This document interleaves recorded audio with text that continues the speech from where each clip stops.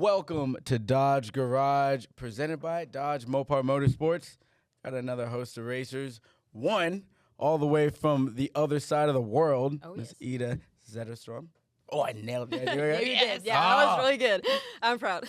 And my good friend Leah Pruett. Leah, how are you doing? What's up? I'm great. I'm with you guys. Hey, everyone looks happy up here. We are. Yeah. Okay, so I'm learning a couple things. I had to do a little bit of a deep dive. Not a deep dive, a mild dive. Because I've known Leah for a little while, but we have never met. So I was like, who is this person? Like, what? And as I was doing this deep dive, I realized that you guys are actually very similar in personality and in look. So, like, how often does that come up? I'm sure it comes up all the time. Yeah? Oh, quite often, yes. I'll get actually, I'll see pictures and I'm like, oh, Bill's got that of Ida. Okay. of not of me, but man, we've known each other now for a couple of years, and now that she's racing, we have our at track, experience. But before last year, we were doing some ride and drives. We were at Radford Racing School, and then we had some time. So much fun. We could spend at the pool the next day waiting for something, and we learned we're the same size in a lot of our clothes. Yes, basically top to toe. Yeah. Oh, okay. Convenient. Yes. Yeah. So you only need to pack one bag because one of you is gonna have the other thing. Yes. Well, we have the same gear now with our Dodge branded gear, so if someone's out of sync there. But yeah, it's awesome. At first we were brought together through Dodge, and now we've become really good friends, and we just continue to find more ways that we are absolutely the same. We've had the same type of path in the working space. Our personal lives are definitely different, but it's awesome because I get to see a reflection, I think, of me. Like, what are we, 4 or 5 years apart, maybe? Yeah, something like that. Yeah. And I see her exactly as I was 5 years ago in the way that she works and what she's doing and hustling to stay in a car, be in a car. Way more traveling than I've ever done. I've never left the continental U.S. We'll take you. Yeah. But yeah, it's incredible. And then, some people might think, oh man, you guys look the same. You guys are in the same space and like all this competition. There's not one time that we've ever been together. I look at any portion of competition. We are building each other up, helping each other back and forth. And my true sister, is not out here racing, and I feel like now I've got a full sister out here on the track, and it's been incredible. It's a sister of the muscle. Yeah, no, it's so fun because obviously when I still raced in US or in Europe before I came over here, we did not know each other really well. The only kind of connection we had was that every time I came over here, someone seemed to stop me thinking I was Leah. Right. Like stop me and talk to me and then say, remember when we got that photo in Brainerd like this? And I'm like, hell, this is not me. Like now she's talking about Leah. Or I got someone to come up to me and talk about, I even had this girl that came up to me and she said, oh my God, we came here on our wedding anniversary just to see you, Leah. And I stood in front of the back of her trailer with a big photo of her and we had been talking. I'm like, doesn't she hear I have an accent? And congratulations. Yes. And I've also had, I remember walking into PRI and it was the year where Tony was speaking on the breakfast, like the opening ceremony. I walked in and someone said, oh, it's so great to see you here. I know so much about you. And I thought, oh, great. They know my racing. I've made it. I'm here. And they're like, I love your husband, by the way. I'm like, I did not know I was married. So that was kind of what I noticed before I came over here. Like a lot of people, they saw we're the same height. Like we're both blonde girls, tall, happen to be at the racetrack. But after coming here and getting to know each other, it's like, yeah, we might look the same in certain ways, but our personality is very similar. And we've had the same, but also not, like way to come out here. I had several years trying to work to the classes where I wanted to be, like in Top Fuel, running other rowdy things. I raced drag bikes, 750 horsepower drag bikes for many years, wild and crazy. It's the same as you did your pro mods and your funny cars, and like it's the path that we got here is so different from anybody out here. It's not a lot of other people that took that route to get there, and even though ours is not the same, it has so many similarities, and it has the whatever it takes mentality. Exactly. I feel like our work ethic is what we kind of have related over the most. Like, yeah, we might not have had the exact same path, but it's been exact same goals and exact same just hustle and knowing that, hey, this is where we want to get and this is what we're gonna work to do it. And having someone that have gone through it, I feel like you have come obviously a lot further than I have, and it's very inspiring to see that like all this hard work she has poured into it so many years. have paid off. And I'm still in that. You're pouring all that hard work. Not saying you're pouring any less hard work in now, but just saying that where you're at right now, it's, it's a goal of mine to be able to be out here, be able to race full time and have, everything that she has accomplished. I feel like I still have in front of me, and it's inspiring to see that hard work does pay off. Like, that's what I've always believed. Didn't you drive a car that was your car? Yeah, like over that's actually funny. Like that was like we randomly? just recently found that out. Yeah. So the Top Fuel dragster that I raced with Dote Racing in 2013 and 14, I knew it had got sold. The chassis got sold overseas, and then that was the end of that. And then until Ida had some questions about her footbox earlier this year, and through the streets, and I think what John had told you, this was the Dote car, and I'm like, I only had one car. So yeah. So basically, when I was over in Europe, and that was the car I won the championship with. That was Leah's old car. Wow. I'm glad it finally did well. Yes. Well, it's so funny because I was actually in the workshop. We were pouring a seat and we're trying to make it work, and it didn't really work. And I had seen pieces of the Gamma car like on the wall in the shop, but I didn't think that much about it. And then they said, well, we have Leah's old seat somewhere up on a shelf if you want to try that. I was like, yeah, bring it down. Tried it out, sat in it. Yep, this works great. So that was what I had when I won the championship. I literally raced in her seat in her old car, and it just happened to fit so well. And in a way, it was absolutely a blessing because it felt like the car was built around me, probably because it was built around her. We're kind of the same. Yeah. So I just had a car that fit me so incredibly well. And now I got into a car here that is not built for us, and I keep saying that, hey, this is how it felt in my old car. This is how I want it to be. And they're like, how do you know that was correct? Well, it was built for someone that's literally the same size as I am. So it's it was very cool. I think that also was a big part of what made me just feel so good in that car right away. Like, I jumped in and it just fit. Yeah.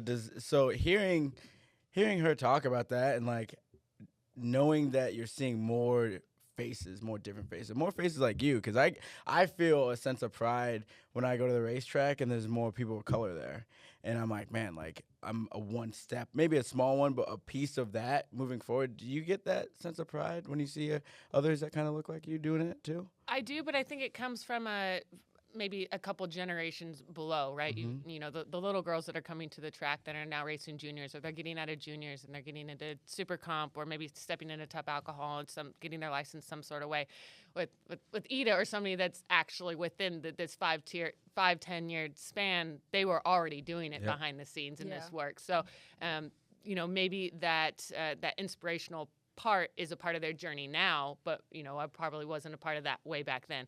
But it's very incredible. And now being a mom, I'm understanding how important, even though Dom's only 5 months old, I am understanding about the influence in people's lives, and really I don't want to say more careful, but I just understand the scope of what that's like. And when not even just little girls but little boys or families as a whole, and what the experience at the drag race means to them, I'm understanding what the experience is like going to the mall and with Tony, and just being with him, and like what they're looking for and what those memories are that they're trying to grasp. So I get to look at it as I feel like a much bigger picture than just the inspiration for those trying to drive. It's for those that want to be, have more interest in STEM. I do a lot of projects with Converged Technology Solutions on the team side with data analytics, something that I never thought that I would have done, but I'm in that space now, and now I'm getting to reach out. And just this week, I was in Atlanta speaking as the keynote for the tech conference,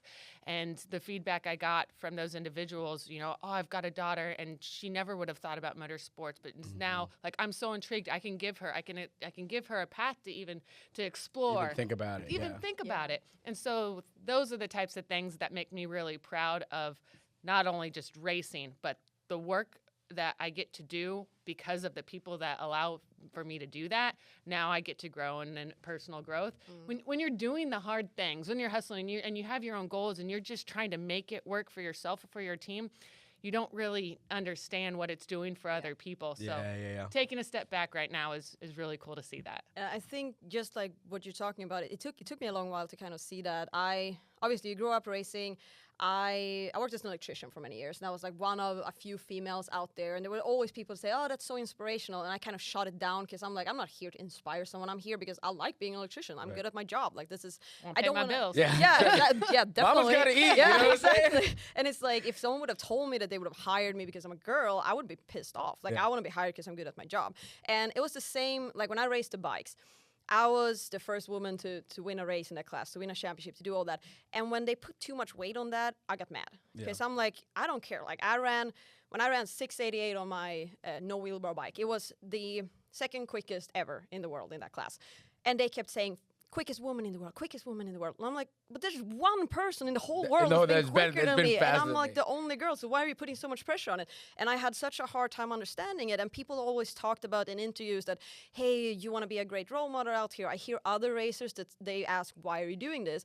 And they say, because I want to inspire others, I want to be a role model. And it's always kind of sat wrong with me because I want to be good in this space. Like, I want people But to you want to be you. Well, the thing for me right? is I'm out here because I want to be the best damn racer you can find. I'm here because I love this. I'm not here for anybody else. I'm here because me and my team, I want us to be the best. Not because I want to inspire or because I want to, show that I can do it. Like, I do it because I love it. Right. And I think if you're in this space, not because you love it, you're in here to prove someone wrong I don't think it's the right reasons. So that's why it kind of sat wrong with me. But then when I started hearing other girls or someone coming up to ranks talking in interviews and saying, I saw Ida win the first championship and now I want to be it. I mean, in 2020 when I left Super Street Bike, no girl had ever come close to the numbers I ran. Last year there was a girl that ran quicker than that. And I was so proud because then I started to understand that, like, okay, what we're doing, and maybe having those eyes on us, and we're just doing it because we love it, and we're just doing it because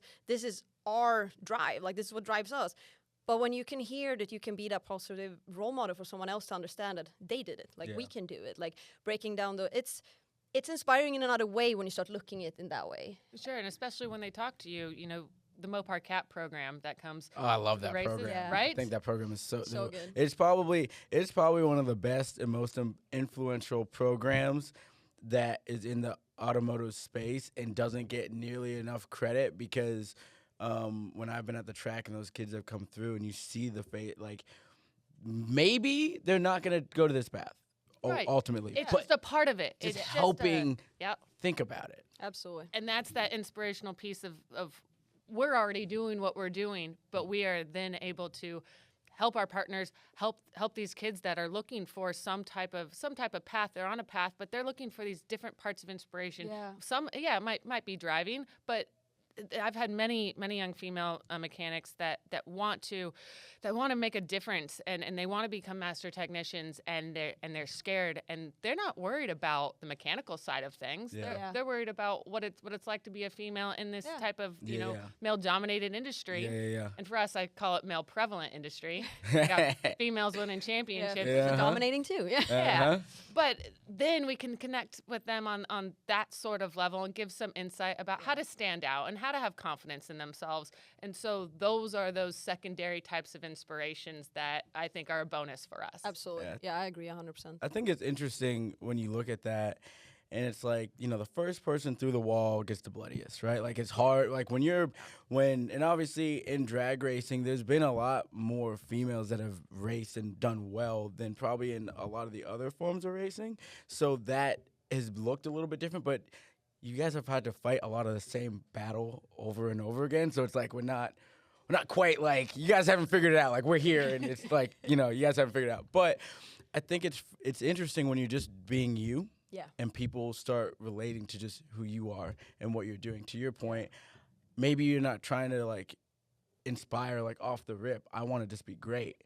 Well, that greatness is going to go inspire people, and I think that's and it one means of the most, more than yeah, I mean, when people actually come up to you, and you notice that they took inspiration because I was a hard worker, or because they felt like you have a kind heart, or I can see what you're doing out here for the sport. Like stuff like that means a whole lot more than saying that they see you and they're, hey, it's inspiring because you're a girl in this sport. Like I love it when they see stuff behind that. They can come to you and say, hey, I've seen how hard you worked. I've seen what you're doing here. Or for me, it's very inspiring what you have done behind the scenes. Now, when you haven't been in the car, a lot of people could just have been like, okay, I'm taking a year off, I'm staying at home. Like, no, you're hustling just as hard now as you did when you were in the car. And stuff like that is inspiring, and especially for us to see that, hey, you can do just as much outside of the car as you did in the car and still go for your goals. I mean, right now your goal was to be a mom.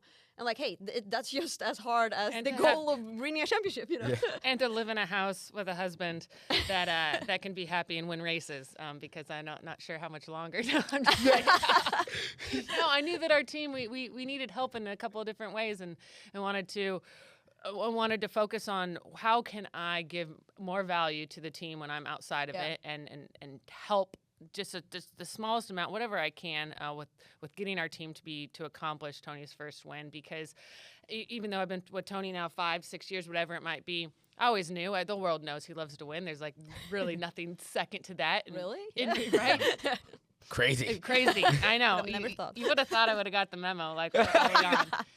But, then year after year, and just is his happiness, until probably, Dom has been dictated on the success of him on the track, no matter what type of track it is. Yeah. And so because I want to see him thrive and be happy and enjoy the life, and God gifted him with his ability behind the wheel in any type of wheel, but he also gifted him or cursed him with the, making sure that success follows that. And the happiness comes. Yeah. So a lot of my goals are surrounded about creating a life that of happiness for us, and winning happens to be a key element to that. And then, of course, our team and our partners and everything falls. But that's, everyone wants to see, I guess they say happy wife, happy life. But here it's happy Tony, where we get to go to the next race. So happy racer, happy family. Yeah. So you've really done a great job building your brand, and that's been such an important part, because even though you're not racing right now, you're still doing the racer thing and the brand building thing. Building the TSR brand, that's a new hat. It's a new thing for you. And then at the same time being a mom. And so we've talked about what makes you guys similar. These are some differences. Mm-hmm. How has that been for you on both ends, being the mom, and you have basically 2 children? You have the team, and you got, 3. You got Tony, the team, and Dom. Yeah, the team, definitely the older child. Yeah. Tony, just hit puberty. He's in 14-year-old range. And Dom, with Tony Stewart Racing, with it being already solidified, so we had that name, but the Nitro. And so actually, we had the Nitro put to the bottom of it just to differentiate from accounting and everything else. And it kind of became its own brand. But brands have to stand for something, right? If you don't have a message behind it, then it can't stick and people can't get behind it. So for us, we didn't have to strategize around what does Tony Stewart Racing stand for. Right. Yeah. It came organically, and that came with our one team, all team. And that was established within the first 2 months, and that was when we were building the Top Fuel team in the off season for 2022. Funny Car was established, and seeing how well everybody was on board, making sure that the whole team came to Gainesville to test and came to the first race at Pomona with their best foot forward, and not just Funny Cars ready to rip. And Matt's got Dickie and Newt and all of them, and like, good luck to the Top Fuel team over there. That was not it at all. And then the continued progression to make sure that Top Fuel got to a place where we had enough blowers and we had enough dyno time, and there were sacrifices being made with fuel pumps here and there. And it was just, how do we get all of Tony Stewart Racing Nitro to be the upper echelon to match all of the other Tony Stewart Racing entities? So that one team, all team. And I think it's been natural for the brand of that. People see us as one. They see the Funny Car top, whether I'm in the car on the Top Fuel side or Tony's in the car, agree. It's still all one. And I think people can, I mean, it's something that I get behind. And I think you look at a team when you're watching NFL, or it'll be anything. It's all about that one common goal, and you want to see how they do that. Yeah. And so for us, that's been the foundation of that brand. And then from there, then you get to have fun with T-shirt designs. And one time Tony actually lost the naming rights to Tony Stewart Racing. If anyone pays attention closely, there's a decal on the trailer of the door right above the Mac toolbox there. It says LSR. I'm still waiting for those real shirts. I really want to get one. There is one. Actually, guys, you can check out the merchandise trailer. LSR. Yeah, Tony lost a practice tree, bet one night at the naming rights. And so we joked that it was Leah Stewart Racing. I have paid 0 of the bills. And dang! Someone made some decals and some shirts, and it's funny. But then we can have fun with that. That's okay. Well, he loves to win, but taking L's. He took a big hard L. Yeah, I'm gonna go get one of those T-shirts. Yeah, I've seen those stickers. I'll get behind it. I would actually love to be able to bring that T-shirt to the NASCAR racetrack. I think a lot of people would really appreciate that in our NASCAR world. Something that Leah mentioned, she's never traveled really outside of the continental U.S., which is. That's crazy, but. I'll take you to Sweden. Yeah. Yeah. Let's just wait until it gets a little warmer. What's it been like? What was it like making that jump? I've seen a lot of people make that jump in my space in the NASCAR world, but in your guys' world, I really didn't realize how much drag racing was outside of the U.S. Yeah. So what was that jump like? I mean, it was a big jump. Obviously, I had raced 22 years in Europe when I took the jump to go over here, and that's a lot easier said than done. I mean, when I came over here, I was literally the first one that had been picked to come over and race full time for a team. I'm still not full time. I'm 10 races. Hold on, you didn't get picked. You worked very hard to make yourself relevant. Place the conversations, show your vision, show the path you'd want to go, ask for the opportunity and knock on those doors until someone said yes and grabbed you and said, all right, you said you can do this, let's do this together. Leah said, put some respect on that name, girl. Yeah, well, the thing is too, like just winning a championship in Europe, that's not gonna open any door for you over here. I had to, for many years, build my brand and show what I could do out here, because over in Europe, we're not on Fox. We don't have TV numbers. Like everything you do for your brand, you have to create yourself. Like everything with my social media and everything I did, that was me. Like that was me working on the side of, first I was an electrician, then I actually started my own company working marketing, and I was a pit mechanic for Porsche Sprint Challenge for a year, when you needed more money. I co-hosted a local morning show in the morning to get more money. Like I did everything I could to earn enough money to pay my bills, and then also go racing, and then also try and find the right partners, and then also obviously get word out there, working with social media. It was a lot. And there has been other Europeans racing in Europe, but never someone coming over from Europe to race for a team full time directly that way. We have had some drivers. I mean, Johnny Lindbergh drove for a few years, but he was already here. He had already taken his operation from Europe, from the alcohol, coming over here, winning a championship, and then he got the chance to race. So the way I did it, nobody had done it before. So it was no pathway where I could look at like, hey, this is the blueprint to do it. Yeah, nobody had paved the way for me. So it was so much hard work, and I did not have any connections in US. I did not know anybody. There was no team owner that I knew. I mean, we got to know each other after I moved here. It wasn't like I knew drivers. Do you remember the first time we met, though? It was at the club. Yes, Drag Illustrated. Illustrated Club, the post-PRI party. Oh, I love that. I love that party. That's a good party. That was a good party. Yeah, but you were with Rick Belden, who's a professional photographer that I'd worked before and you had worked with. And he was, again, you'd share your vision, and you had probably, few contacts. And that was somebody you shared with, like, I want to race in the U.S. And it was the first time I met him. Okay. Yeah. and I remember him coming to me, and he's like, Leah, you got to meet this girl. And we had, we hung out that night. We had some drinks. We hung out, and I was like, man, that's amazing. And I thought in my mind at that time, I was like, wow, what an uphill battle. Like, good luck. I mean, it's what hard. I thought. It's like, hard. I don't even know how I can help. Yeah. Even then, and was that 2016 or 8? I don't even know. That was actually, let's see. It was right after COVID. I think it was 2020, end of 21. Yeah. And I had just licensed. Yeah. And COVID stuff the years just go like. COVID was a black hole. Yeah. Let's just forget those years. Oh my God. But I had fun doing that. The thing was that, like I said, there was no blueprint coming over here. I did not know team owners. I did not know really how to make it work. I had some partners from Europe that I had started working with, but it wasn't anything that kind of opened that door for me. And for me, I did not have enough money to keep coming over here all the time. I saved up money, and I went over to as many races as I could to try and meet people, try and stay relevant, try and talk to my sponsor, get as much media time as possible. But when I eventually met Joe Maynard, which is my team owner that I race with now, it was actually another team that introduced us, and we got talking, and I talked about the business side, like how I have worked with my partners to get out here. And I did have actually another opportunity to potentially come over here and race for another team. And the thing with that was huge for me. Obviously, I had opportunities before to come over and race a race here and there, but it wasn't with a team that had the potential to win races unless at a high level on a regular basis. And I felt like with the sponsors I did have, I did not want to do that to them, to tell them like, hey, we're going to race a year in a race in US, which will cost as much as a whole year in Europe. Like that's how big the difference is. And we will be probably slower than we were in Europe, and we might not qualify. They didn't feel right. It didn't feel like it aligned with my brand or with the partners I had with me.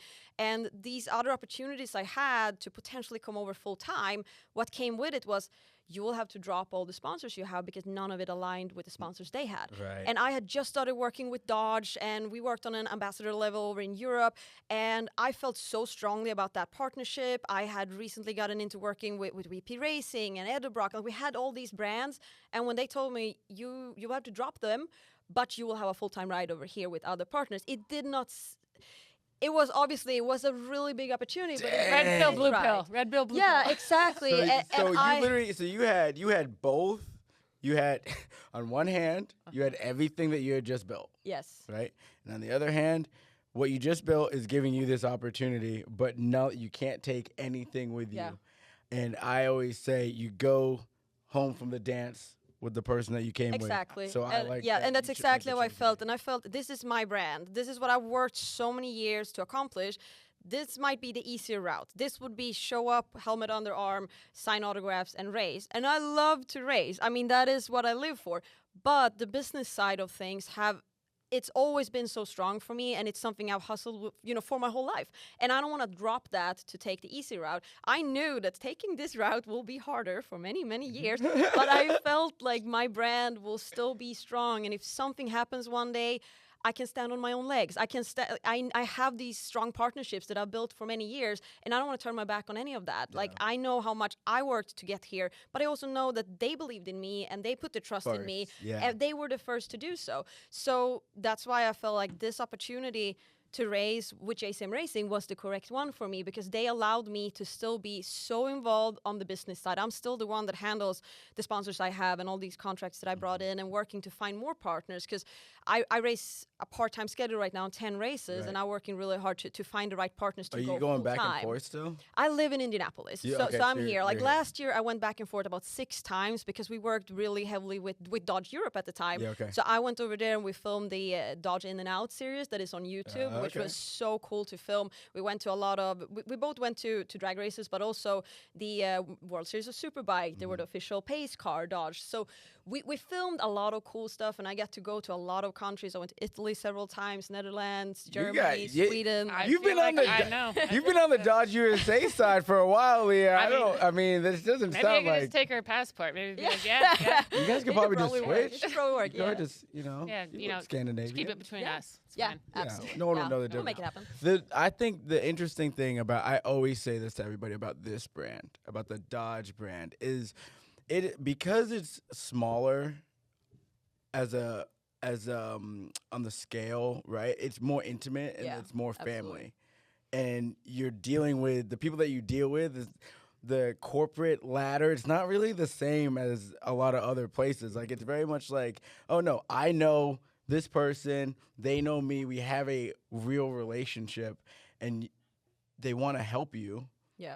They never know exactly how it's going to all fold out, but if you put the work in, they always lock in with you. And I mean, you've been with them for a long time. I've been here now since 2019. Like, and there's nothing else I want. Yeah. That's it. I mean, they don't sign people left to right just because they can. Like, the people that they really put the trust in and that they work with are people that they think are doing great things in the space and will be even bigger than they are when they sign them on. Like that, I feel like it's more of an honor to work with a company like that. I would agree. They invest in the vision that you have. They put their backing behind it. They put, I'm not saying their jobs on the line, but a lot of equity, within. Yeah, absolutely. And so I feel like the moves that Dodge makes and who they align with is very strategic. Yes, in what they do. And so it has been and currently is, and moving forward, it most definitely won't change. Exactly. Yeah. Listen, before I let you guys go, I want to know. I had a really good question here. What is one thing? Oh, that's what it was. Sorry. What is your favorite quality about yourself?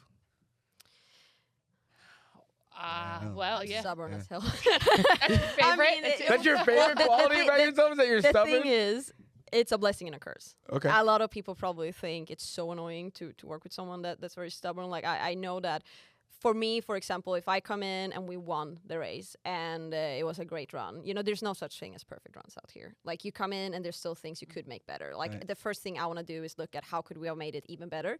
What are our potentials to get better? And when you work with certain people that don't have the same mindset, they're gonna think you are very annoying, like that. And I've had that in the past. Luckily now I work with people that are the same way. So when I come in, even when we did well, we want to know like what were our opportunities to get better. And I feel like the stubbornness, that's what's kept me out here for many years, because it's hard. I mean, being out here, and especially when, like, in the situation I'm right now, I'm not fully funded. I know if I can't find the partners to race full time, I will have a hard time being out here next year. Like, I need to race a full season. And if you're not stubborn, I think there's something in you that's gonna just say that, like, let's just quit, Yeah, but having, like, that grit and that, like, no stop, like, I know where I want to be and I won't stop until I'm there. Yeah. I feel like, it's a blessing and a curse. It can definitely get me into trouble, but it's also something I know if I wouldn't had it, I wouldn't be where I am today. That's fair. I think you gotta have a healthy delusion of your own potential. Sure, Like, you gotta be a little delusional about it. Like, no, I am great right now. I just haven't, like, it's coming. Yeah, but I just, I have a tattoo on my leg that actually says, if no one thinks you're crazy yet, you're not operating to the outer limits of your potential. And I think that's true. That's a fair tattoo. I would say that probably before COVID, I would say what was the question exactly? Like your favorite quality about yourself. I would say my work ethic, not just in the work and professional space, but in working out and personal development.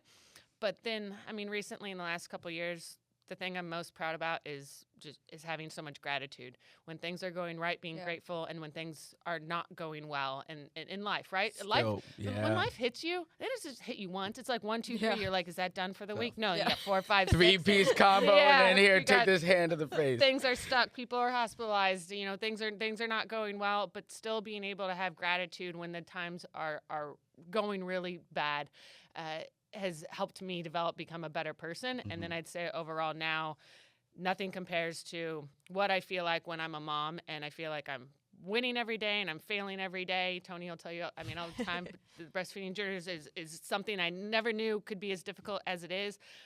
So having the gratitude of life in general and the gratitude for the challenges that come with everything, because 10 years ago, I would not have been that person. I was like, dig hard, die hard, everybody hungry all the time. If you're not in it 150%, you screw you. Like, I have still part of that, but I also have, a lot more compassion for people and gratitude for what people are going through and what I'm going through. And I think that has balanced me out quite a bit. So I'm thankful for that and I'm proud of that. He just makes her sound like a lot better person than I am, but I'll try and get some of that. She said we're 5 years apart. Yeah, I'm like, well, Leah's a little bit more. She sees you're on the path that she was on. So about 4 or 5 years ago. So if you really want to get to know me, wait 5 years and I'll be a little bit better. Or if you want to know her now, just go back to what Leah was about 4 or 5 years ago. Yeah, so if you didn't like Leah 5 years ago, don't come at me. Wait a little bit. We've got a great fan. I have thoroughly enjoyed getting to know you some, seeing you again. Good luck with the rest of your season. I hope it's an abundance of partnerships that show up so we can get you in a full-time ride. And Leah, obviously looking forward to seeing you back behind a wheel at some point. Hey, gotta have a plan. Gotta have a plan. Thank you, guys. That is Dodge Garage.